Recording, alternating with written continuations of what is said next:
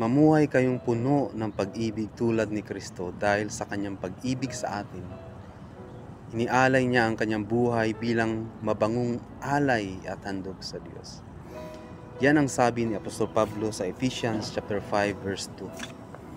Sa Ephesians chapter 5, ini-encourage ni Apostol Pablo ang mga mananampalataya na mamuhay ng naayon sa kabanalan at pag-ibig ng Diyos.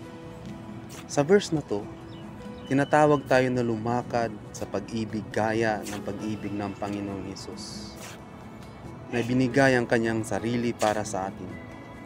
Ang pag-ibig na to ay hindi passive, ito ay active, sinasadya at sacrificial, na humuhubog sa ating pagitungo sa kapwa araw-araw.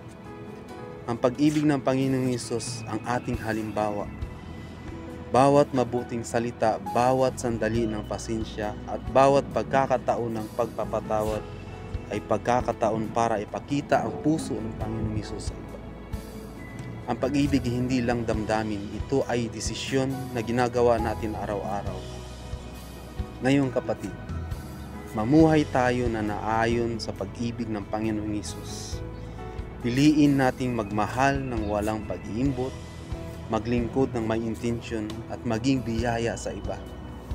Ang ating pag-ibig maaring maging kaaya-ayang handog sa Diyos at liwanag sa nangangailangan. God bless you all.